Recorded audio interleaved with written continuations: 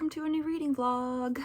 I am in a bit of a reading funk because I don't know what I'm craving, and I thought it was fantasy, and I started reading The Way of Kings, which is the first book in the Stormlight Archive series, and I'm enjoying it. You know, I'm like just over 200 pages in, but I don't think my attention span is at the level that it needs to be for this book. Like, it's a slow going story, and as much as I'm loving the characters and everything that's going on, my attention span is not able to slow down for this book. But I don't actually know what I'm in the mood for. So I was thinking maybe like horror thriller, because that's usually my go-to. But I don't know, nothing is speaking to me. Usually it's like, I know exactly what to read, I feel the vibes, it tells me, and I'm left empty. So what I'm going to start is a short story collection by Joe Hill. This is, it was originally published as 20th Century Ghosts, which I do have a copy of up there, but was republished as Black Phone because his short story Black Phone in this book has been adapted into a movie. So yes, even though I've read this before, I read this probably like 5 or 6 years ago, I remember nothing about any of the stories. And so I thought maybe a short story collection would be a good place to start to sort out my attention span and figure out what I want to read. So yeah, let's just do a cozy reading vlog. We'll figure out what I'm going to read. We'll figure out what catches my attention span. I have no plans, you guys. I'm sorry. This is going to be we're just going to take it easy. We're just going to chill. There's no theme. There's no books currently that I'm even sure I'm going to read. So we're just going to take it easy.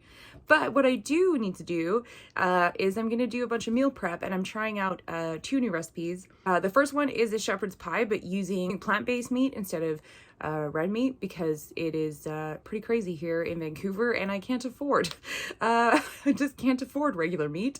So luckily I also enjoy plant-based meat. So I'm going to attempt to make a shepherd's pie with plant-based meat. It may go terribly wrong. So there we go. Tune in for that. Let's see how this goes.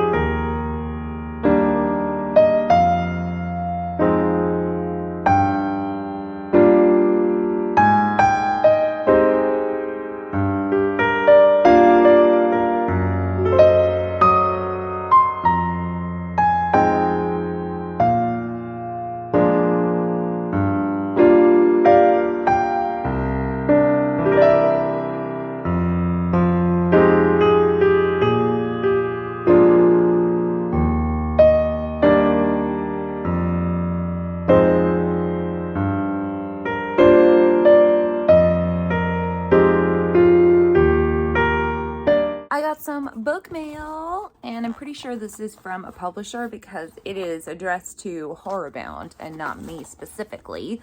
So let's see what's inside.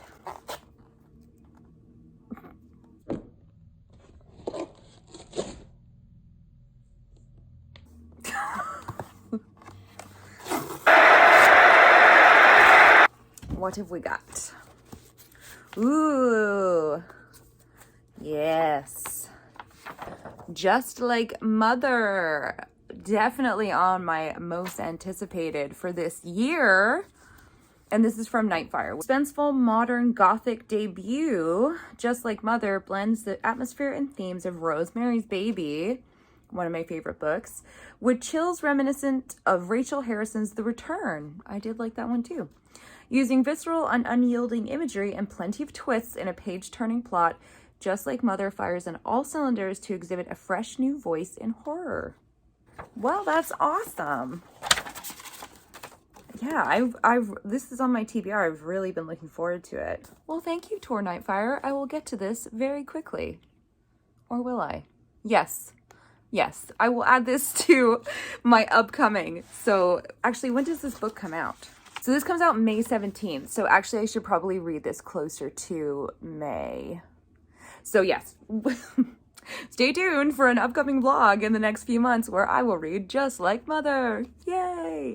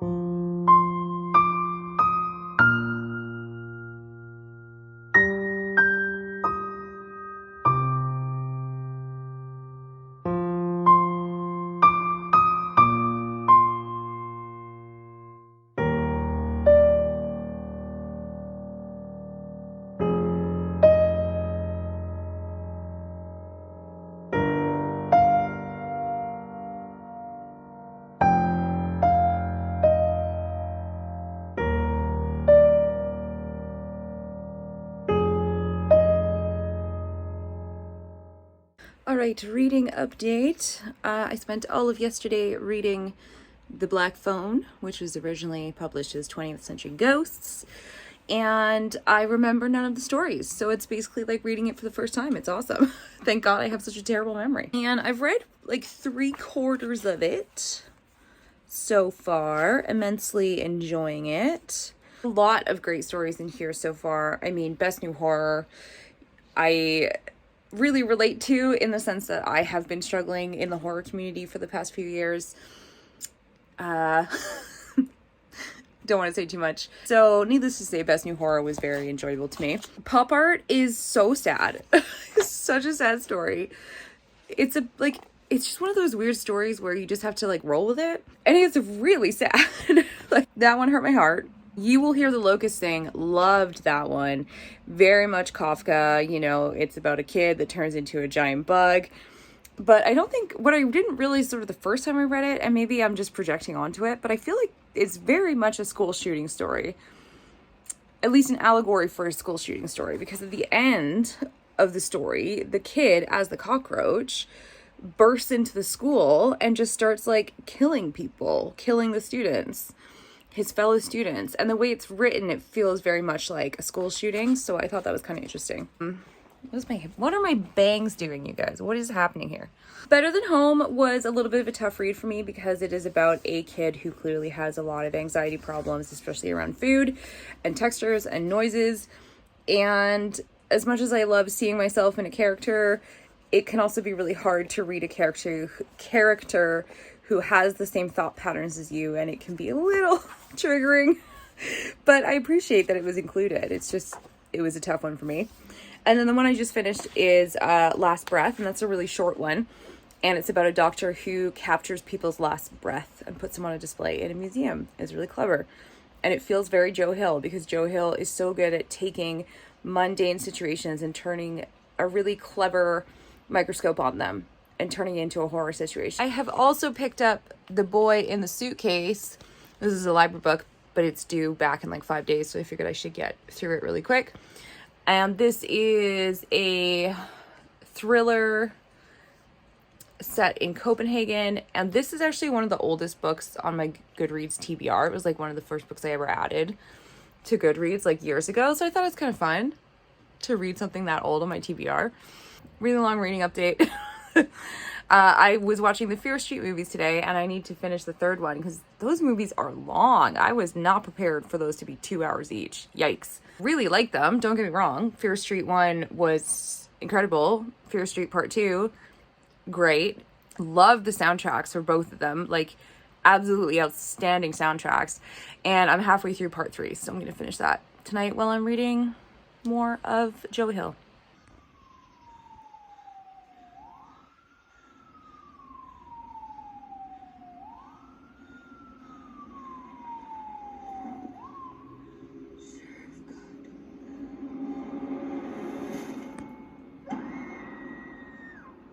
I just finished Fear Street Part 3, and that whole trilogy is incredible. Like, wow.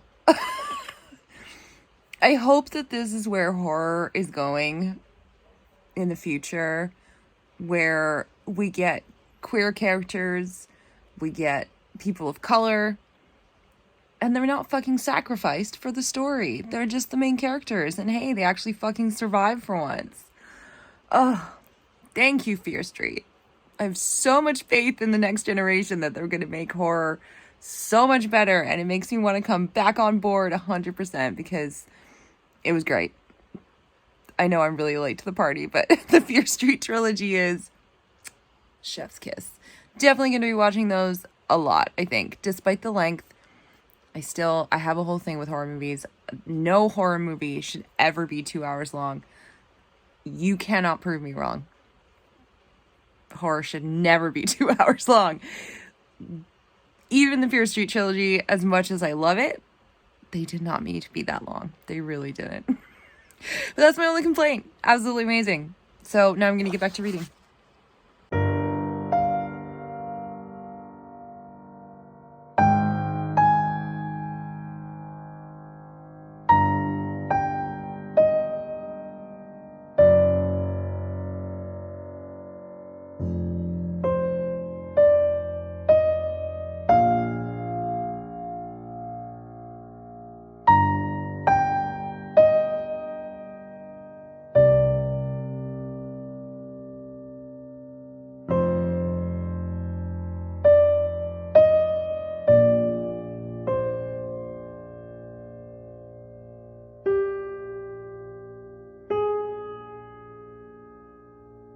I have finished. Why can't I? I've finished. Definitely 5 out of 5. I would say the first half of the stories, the first 75% of the stories are really great. The back end, would say, were not my favorite. I still loved them. But compared to the first few, not as strong, but still really great. Voluntary Committal, that's probably the longest story in this book. And it is really creepy to me because it's very much about like a world within worlds, like parallel universes and stuff. And that always freaks me out.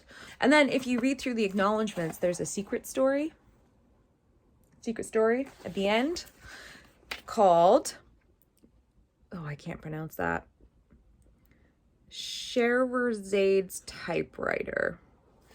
and it's about a haunted typewriter. And it's just like stuck in the acknowledgements, just like 2 or 3 little pages, and it kind of wraps up the book all together. It's like, is this book written by a ghost? Or is it written by Joe Hill? Guess we'll never know. But it really helped me get out of my reading slump. Like, I'm excited. I get to now pick another read. I'm finally accepting that all I want to read is horror right now, so we're just going to roll with it. But the problem is that my TBR is completely filled up with fantasy books that I was like, I'm totally going to read these. And now I'm like, I don't want to read fantasy. I just want to read horror. So I need to completely reorganize my TBR and go through my horror shelves and pick some potential next reads. So I'm going to do that right now. And then it is Critical Role, and today is the 7-year anniversary of Critical Role, which is very exciting. I can't wait for the episode tonight. It's going to be a party. Cannot believe I've been watching this for 7 years. That's a long ass time, but I'm excited. I picked my next book, and it's a reread. I guess this is reread week. I don't know. I've been wanting to reread this for a long time because it's actually a series, and I only ever read, I think, the first book. And I must have read it at least 5 or 6 years ago, but it stuck with me all of those years. It's like, I just love this story so much. So I'm really curious to reread it because I haven't ever reread it. And they did make it into a movie, which I remember watching and loving. So I think I'm going to reread this, rewatch the movie, and see if it's still as great as I remember it being. And if I remember correctly, it's about a teenager named John, and he is a sociopath. And his mom and aunt run a funeral home, which he grew up in, and they are constantly making him go to therapy because he's a sociopath. And they want to make sure that he understands, death and emotions. And, he struggles to not be fascinated with death and see bodies as, things instead of people. So it's kind of this interesting backstory and continuing story about him trying to figure out how to live his life as a sociopath and learn to, be respectful to the people around him and try and feel, love and compassion. Meanwhile, there is a possible serial killer killing people in his town. If I remember correctly, it ends up being more of a fantastical creature than an actual human serial killer, which is why it's called I Am Not a Serial Killer, because he would obviously be the first suspect since he is a sociopath. And I remember seeing a lot of myself in John. Just to be clear, I'm not a sociopath. I'm an empath. I feel way too much way too much. Which makes sense because I felt very deeply for John, and I think I sort of related more to his obsession with death, his obsession with serial killers, his obsession with true crime, because I have had that for as long as I can remember, very, very young age. So I spend a lot of my therapy sessions trying to kind of do what John is doing, which is like understanding where the line is, understanding what is a healthy obsession, what is a unhealthy obsession. And it's, I've been in therapy consistently for almost a year, and that is something that we have to talk about a lot because, it's okay to love true crime, and it's okay to be interested interested in the morbid side of things, but my obsessions and rabbit hole dives and anxieties are all closely tied together. So I'm learning to set personal boundaries within myself and true crime and death and obsession over that kind of stuff. So now that I am in therapy, I think it'd be kind of fun to read this book, reread it, see what I've learned, see how I can relate to John this time. And honestly, I'm really excited that I picked this. So bit of a twist in this reading vlog. I'll probably get through this quite quickly. It's a, fast read. So I think I'll finish this book in this reading vlog. We'll have a chat about what I think of it after rereading it. We'll watch the movie, and we'll see. But I'm excited. But now it's time for a critical role.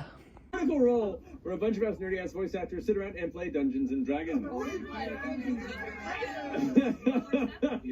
Tonight marks Critical Role's 7th year anniversary.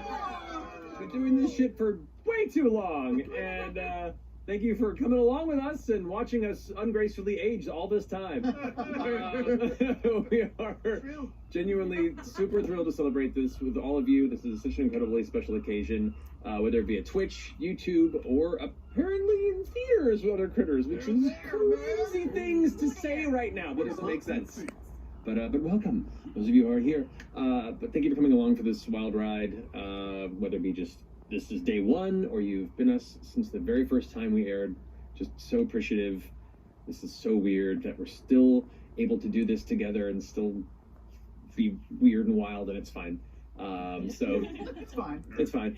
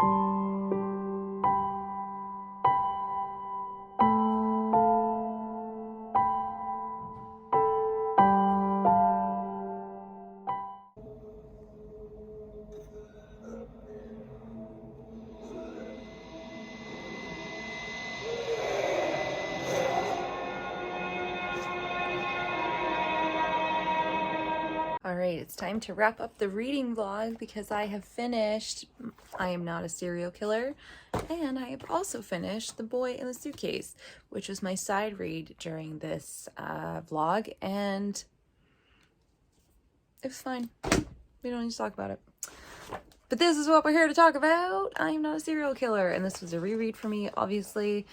And, you know, I loved it just as much the second time. There were a couple of things I forgot, like how John has a lot of rules that he keeps in place to ensure that he doesn't become a killer. And I forgot that his mom at the beginning doesn't actually really understand what he is and what a sociopath means. And there were some kind of heartbreaking scenes where she's kind of making him feel like something that's broken and needs to be fixed, and I have felt like that before. Obviously, again, just like to clarify, I'm not a sociopath. I'm just a very manic person with a lot of anxiety, who really likes true crime and serial killers. But with my mental illness, I definitely have felt sometimes when I speak about it to people that it does feel very much like they don't understand. It's not something you can just fix. You know, it's something you have to work really hard at every day. And that really only makes it manageable, not fixed. So that was really heartbreaking. I thought that this quote was really funny because I feel like I've had this conversation whenever people are asking me about therapy. Crazy man, said Max, you're really head-on collision, insane asylum crazy. My therapist actually thinks I'm doing pretty well, I said. Just like, I get it. And I think the takeaway from it for me was just, yeah, being a sociopath does not mean you are a psychopath. Being a sociopath is very common. I think it's like 1 in 5 people or 1 in 10. Like, it's a really high percentage of people who have sociopathic tendencies, and it does not make them a bad person. It just means that they cannot understand certain emotions, and it can be very isolating and very lonely. And there's a very heartbreaking moment in this book where John is seeing his neighbor, who is actually a demon in human flesh, and his neighbor's like crying at a memorial, and John is just like he feels like he's the freak because he can't cry. He doesn't understand what people are feeling, and he doesn't feel sad. He's like, this person died. It's it. People die. And to watch the killer of this person be able to cry and actually like show remorse and seem to understand it, it makes John feel so isolated. And that was really moving. As far as the movie goes, I think it's a really, really great adaptation. There is not a lot of changes at all. In fact, there's dialogue literally ripped from the pages. They barely changed anything. And it was really, really, really, really good. It's definitely a slow burn, and it's definitely not like jump scare horror or anything like that, so don't go in there expecting it. But I had a really good time watching the movie. I had a really good time rereading this. I had a really great time rereading The Black Phone. And yeah, that's it. We did it. Welcome to the end of the reading vlog. So with that, I shall wrap it up. Thank you again for watching my videos, and I will see you in the next one.